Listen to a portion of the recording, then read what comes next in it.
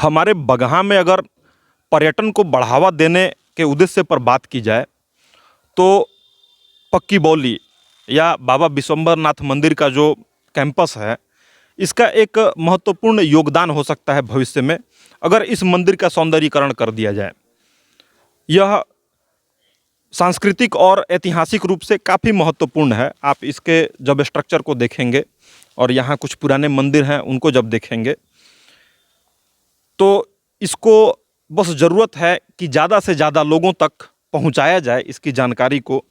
इसी उद्देश्य से मकर संक्रांति के दिन बाबा विश्वम्भरनाथ सौंदर्यीकरण समिति के द्वारा एक कार्यक्रम आयोजित किया गया था। उसमें बगहा के नवनिर्वाचित सभापति, उपसभापति और सभी वार्ड पार्षदों को बुलाया गया था। सभी मीडियाकर्मी भी आए हुए थे। तो उसी उद्देश्य को आगे बढ़ाते हुए बगहा की आवाज़ का ये प्रयास है कि आज इसके बारे में कुछ डिटेल में बताया जाए, ताकि सभी बिहारवासी के साथ साथ देशवासी भी जान सकें। मैं बता दूं इस जगह के बारे में कि यहाँ पर 1 किलोमीटर स्क्वायर के एरिया में 50 से कम मंदिर नहीं हैं। यह जगह अपने आप में एक छोटा सा बनारस है, लेकिन अंडररेटेड है। लोग ज़्यादा इसके बारे में जानते नहीं हैं। तो इसको हर किसी तक पहुंचाने के उद्देश्य से आज बगहा की आवाज़ यहाँ कैंपस में है। आप हमारे चैनल को, हमारे यूट्यूब चैनल बगहा की आवाज़ पर भी देख सकते हैं। और 3 लाख व्यू देने के लिए दर्शकों का पहले धन्यवाद करना चाहता हूं। अब चलते हैं हम इस मंदिर के खासियत के बारे में जानने के लिए। यहाँ पर मंदिर कमेटी के कुछ लोग हैं यहाँ पर, तो रुपेश भैया हैं हमारे साथ में, इनसे बात करते हैं। इस मंदिर की जो भी खासियत है वो तो मैं दिखाऊंगा दर्शकों को, लेकिन आप इसके बारे में कुछ बताइए। सबसे पहले आपको बहुत बहुत धन्यवाद कि आप अपने चैनल के माध्यम से इस मंदिर के बारे में लोगों को जानकारी देने आए हैं। यहाँ पे बाबा शालिग्राम महाराज जी हैं, जिन्हें ठाकुर जी लोग कहते हैं, और बाबा विश्वम्भरनाथ कहा जाता है इन्हें। ये अद्वितीय हैं। इनके जैसा पूरे भारत या पूरे विश्व में ऐसा शालिग्राम कहीं नहीं है। इनकी खासियत ये है कि पूर्वज लोग बताते हैं कि ये बाबा जो हैं बहुत छोटे आकार में यहाँ स्थापित हुए थे। इन्हें नेपाल से चुनौती जो होता है उसमें रख के लाया गया था, और धीरे धीरे इनका आकार बढ़ रहा है और आज भी निरंतर बढ़ते जा रहा है। और इनका आकार अभी वर्तमान में इतना है कि 10-15 लोग मिलके इसको बाबा को उठाते हैं। साल में एक बार इनकी सफाई होती है, सब उनका आसन वगैरह बदला जाता है जन्माष्टमी के दिन। तो जन्माष्टमी में पूरे धूमधाम से बाबा को सजाया जाता है और पूरा उनका जो आसन है उसको बदला जाता है। और ये बाबा तो अद्वितीय हैं ही, और यहाँ मन से मांगी गई जो भी मुराद होती है वो पूरी होती है। और साथ में यहाँ सामने बाबा दुधेश्वर नाथ जी महाराज हैं, जो शंकर जी का शिवलिंग है, और साथ में एक और मंदिर है सटे हुए, उसमें एकादश रुद्र है। तो यहाँ सावन में बहुत दूर दूर से लोग जल चढ़ाने आते हैं। शिवरात्रि अभी अगले महीने से शिवरात्रि है, उसमें भी बहुत दूर दूर से लोग आते हैं, जल चढ़ाते हैं। यहाँ बहुत भीड़ भाड़ रहती है। और यहाँ एक मंदिर है सामने, जिसको टिमला मंदिर कहा जाता है। वहाँ पहले गणेश जी की मूर्ति एक रहती थी, और एक शिवलिंग की शंकर जी का शिवलिंग था।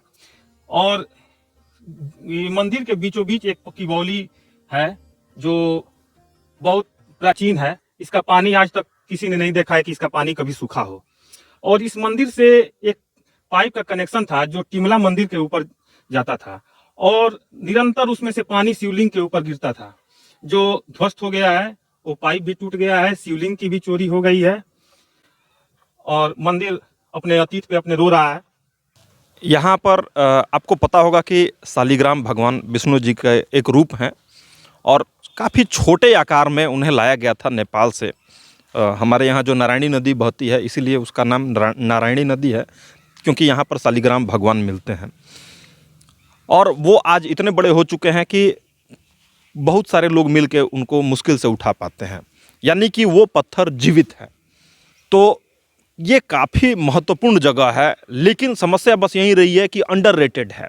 अब इस पे बात करते हैं उमेश जी से। देखिए, ये बाबा विशंबरनाथ का मंदिर है, 11 रुद्र हैं, शंकर जी हैं, टिमला बाबा का मंदिर है। बीच में ये आपको पक्की बौली पोखरा जो दिखाई दे रहा है, ये हम लोग के पूर्वज कहते हैं कि ये कई सौ बरस पहले का बनाया हुआ है।